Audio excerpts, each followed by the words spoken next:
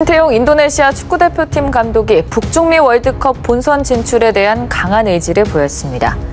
인도네시아가 아시아 3차 예선에서 일본, 사우디아라비아, 호주 등과 C조에 속한 가운데 신 감독은 객관적인 전력 차이를 인정하면서도 마지막까지 본선행에 도전하겠다는 뜻을 밝혔습니다. 내일 새벽 사우디와의 첫 경기를 앞둔 신 감독의 소감 들어보시죠. Media lokal negeri tirai bambu merasa khawatir dengan peluang timnas Cina kala menghadapi timnas Indonesia.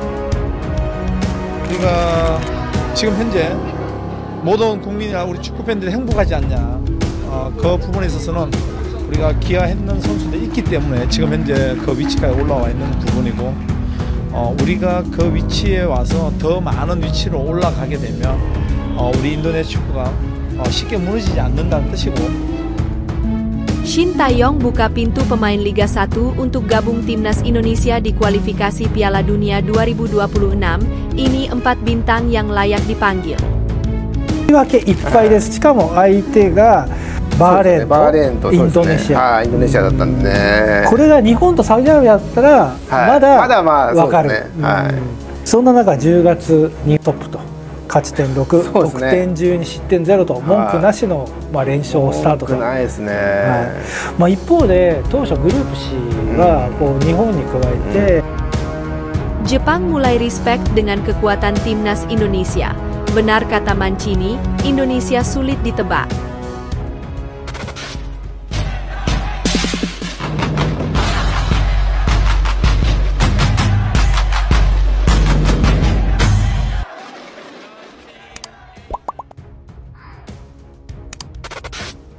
Media lokal negeri tirai bambu merasa khawatir dengan peluang timnas Cina kala menghadapi timnas Indonesia pada laga putaran ketiga kualifikasi Piala Dunia 2026 zona Asia, 15 Oktober 2024 mendatang.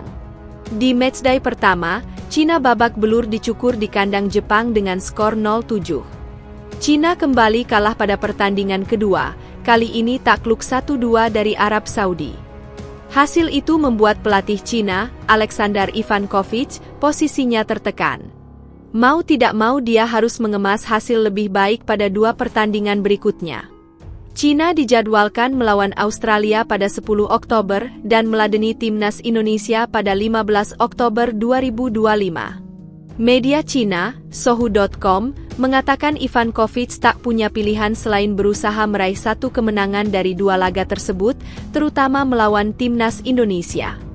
Sohu menyebut tambahan poin sangat dibutuhkan jika tim Dragons masih ingin menjaga peluang lolos ke Piala Dunia 2026.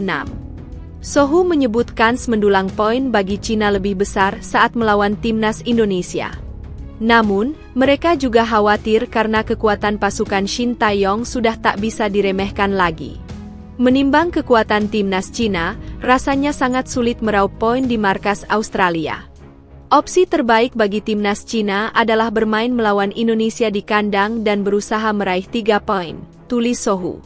Jika ini 20 tahun lalu, ketika Cina bermain menghadapi Indonesia di kandang, tim dan fans mungkin hanya berpikir bagaimana caranya mencetak lebih banyak gol.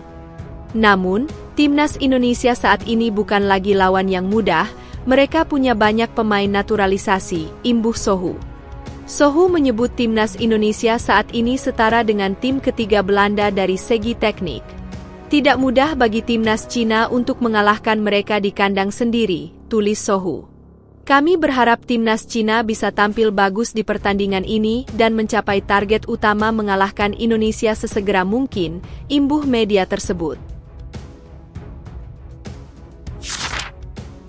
Shin Tae-yong buka pintu pemain Liga 1 untuk gabung timnas Indonesia di kualifikasi Piala Dunia 2026, ini 4 bintang yang layak dipanggil. Pelatih timnas Indonesia, Shin Tae-yong, memastikan bakal membuka pintu lebar-lebar untuk pemain di Liga 1 bergabung dengan skuad Garuda. Timnas Indonesia dijadwalkan bertemu Bahrain dan Cina pada pertandingan kualifikasi Piala Dunia 2026 zona Asia. Pertandingan antara timnas Indonesia melawan Bahrain akan berlangsung di Stadion Nasional Bahrain pada 10 Oktober. Berselang 5 hari, Rizky Ridho dan kawan-kawan akan menjalani perjalanan yang cukup jauh untuk menghadapi tuan rumah Cina. Jelang pertandingan tersebut, Shin Tae-yong berpeluang ketambahan 2 pemain naturalisasi baru, yaitu Mees Hilgers dan Eliano Reijnders. 2 pemain tersebut saat ini tinggal menjalani Sumpah Warga Negara Indonesia (WNI) untuk memperkuat timnas Indonesia. Shin Tae-yong pun memastikan akan terus memantau Liga 1 untuk menambah kekuatan skuad Garuda. Pastinya akan dipantau terus untuk Liga 1, dan jika ada pemain baru yang bagus, pintu timnas selalu terbuka, kata Shin Tae-yong dalam acara Jebret Media, Kamis, 26 September 2024. Baginya, yang penting adalah para pemain mampu membuktikan kapabilitasnya di lapangan. Yang penting pemain bisa menunjukkan perkembangan yang baik, tambah ex-pelatih timnas Korea Selatan itu. Lantas, siapa saja pemain dari Liga 1 yang layak dipanggil Shin Tae-yong ke timnas Indonesia untuk menghadapi Bahrain dan Cina? Berikut daftarnya. Pertama ada Mark Locke. Mark Locke menjadi pemain yang cukup layak untuk kembali ke timnas Indonesia setelah terakhir kali berlaga di Piala Asia 2023. Pada musim lalu, dia sukses membawa Maung Bandung keluar sebagai juara Championship Series usai menumbangkan Madura United di final. Di Liga 1 2024 hingga 2025, Klok pun masih menjadi andalan pelatih Bojan Hodak di lini tengah, dan sejauh ini bermain cukup konsisten. Selanjutnya ada Edo Firmansyah. Edo Febriansah berhasil menggeser posisi Rezaldi Hehanussa di pos bek kiri Persib Bandung pada awal musim ini. Total, dia telah mencatatkan 6 penampilan atau di seluruh pertandingan Pangeran Biru pada ajang Liga 1 2024 hingga 2025. Dengan performa seperti itu, ST layak mempertimbangkan Edo untuk kembali ke skuad Garuda meski posisi bek kiri cukup menumpuk. Yang ketiga ada nama Stefano Lillipali. Masih seperti musim lalu, Stefano Lillipali menjadi pemain penting Borneo FC di awal Liga 1 2024 hingga 2025. Dia mencatatkan 6 penampilan dan berhasil mencetak 1 gol, serta 2 assist untuk tim berjuluk Pesut Etam tersebut. Catatan impresif ini bisa menjadi pertimbangan Shin Tae-yong untuk kembali memanggilnya ke skuad Garuda. Yang terakhir Malik Rizaldi. Malik Rizaldi menjadi nama yang cukup diperhitungkan untuk bisa masuk kembali ke timnas Indonesia. Performa bersama Persebaya Surabaya pun cukup menawan dengan mencetak 2 gol dalam 3 pertandingan. Padahal, pemain berusia 27 tahun tersebut sempat mengalami cedera pada awal musim sehingga harus absen di beberapa laga bajul ijo.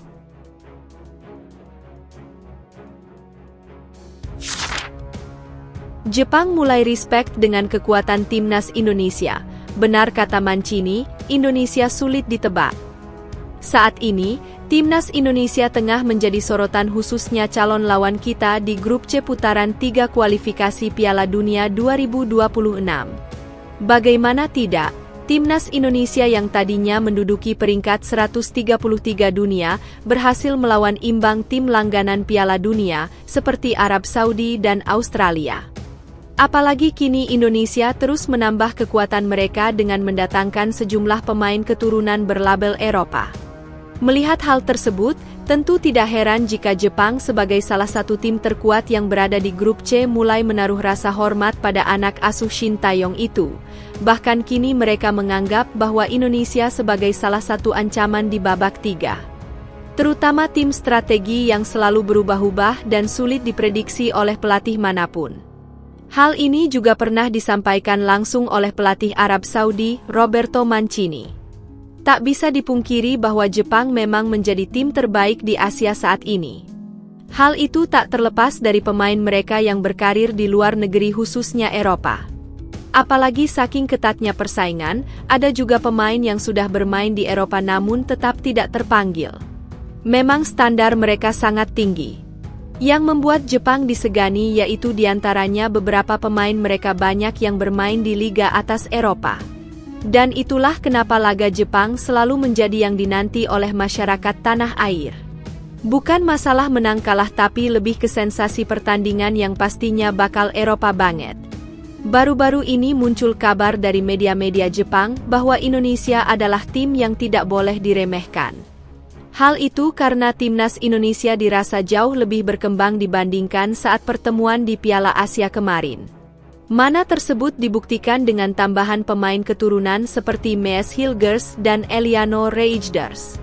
Belum lagi media-media di Jepang juga mengawasi manuver PSSI yang masih terus berusaha menambah kekuatan dengan mendatangkan pemain seperti Jairo Reidewald, Pascal Struwij, Ulla Romeni, hingga Ian Madsen. Tentu dengan potensi yang ada, Jepang meyakini kalau pertandingan di bulan November 2024 dan Juni 2025 akan menjadi pertandingan yang berbeda. Seperti yang dikatakan Roberto Mancini sebelumnya bahwa Indonesia ini tim yang sulit dijelaskan. Karena menurutnya Shin Tae-yong adalah sosok pelatih yang cerdas. Dia selalu mengubah strategi di laga yang berbeda. Seperti saat melawan Arab Saudi di Jeddah dan Australia di GBK kemarin. Shin Tae-yong menerapkan strategi berbeda, tergantung siapa lawan yang akan menghadapinya. Dan berkaca dari situ, pelatih Jepang enggan meremehkan Indonesia jika bertemu di babak 3 nanti. Bahkan dia waspada dengan kekuatan baru timnas Indonesia.